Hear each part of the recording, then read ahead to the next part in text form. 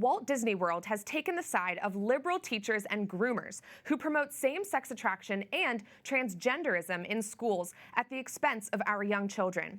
Disney opposes a new law in Florida which simply states classroom instruction on sexual orientation or gender identity may not occur in kindergarten through grade 3 or in a manner that is not age appropriate or developmentally appropriate. Conservatives everywhere are calling out Disney and other groups who oppose this law as groomers, who are effectively turning our schools into grooming centers where the innocence and the very nature of these young children is being placed at severe risk. Due to their vocal opposition to Florida's new law, Governor Ron DeSantis has dissolved the Walt Disney Resort's privileged tax status and their ability to self-govern the land where the parks are located. Joining me now for analysis is Terry Schilling, president of the American Principals Project. Terry, thanks for joining me. I want to start by simply just asking you, what is grooming and how is it endangering our children?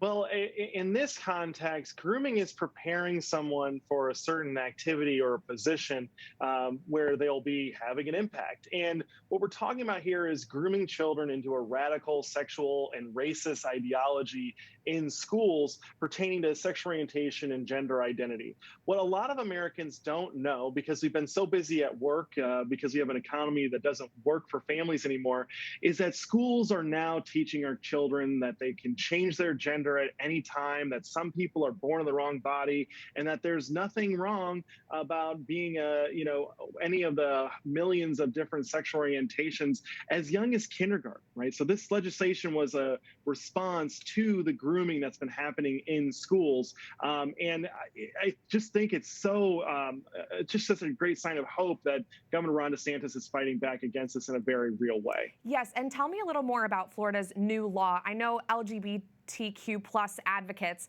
are calling it the Don't Say Gay law, but what does it actually do?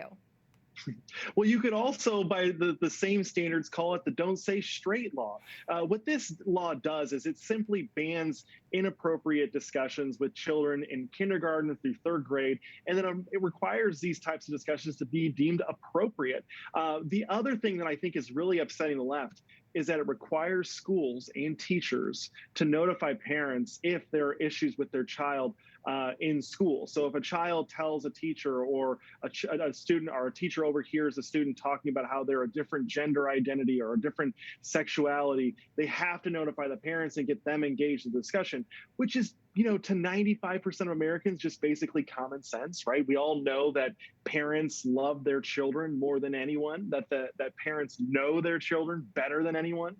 So it would be common sense if you didn't have a really bad, nefarious agenda. This bill, the parental rights and education bill that Ron DeSantis signed into law just a few weeks ago, it's just common sense, and it should have been done a long time ago.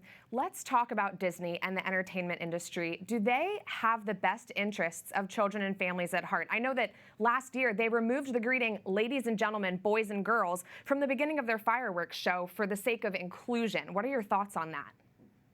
Well, Chris Rufo, who's a really great American leader, came out with some videos exposing Disney at some of their corporate board meetings, and they had a company-wide Zoom meeting, and one of their director of creative content was actually on camera saying that she was putting queerness in every bit of entertainment, every kid show that she possibly could, and was bragging that the company was so good on these issues of grooming children that she wasn't getting any pushback at all.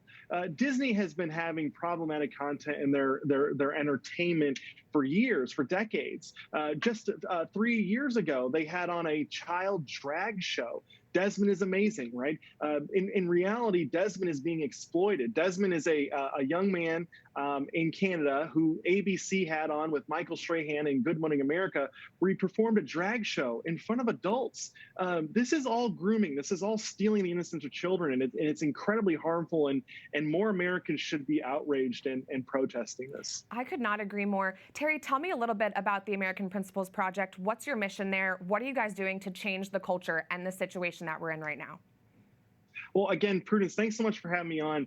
We are building what I call the NRA for families. And what I mean by that is a political and policy organization that organizes families in politics to protect and preserve the American family, our most important institution, in the same way that the NRA does it with gun owners to protect the Second Amendment. So we're involved in fighting for the innocence of children, to protect them in schools, to protect them online from all of the obscene content. And then we're also really concerned about this racist curricula that's dividing our students across the country. So we're involved in all these fights pertaining to the family as it relates to public policy. And we basically go in and elect good guys that'll get the job done and unelect the bad guys that are causing harm and hurt to our families. Well, as you know so well, the family is the bedrock of society. We have to protect it. Thank you so much for your work, Terry Schilling of the American Principles Project.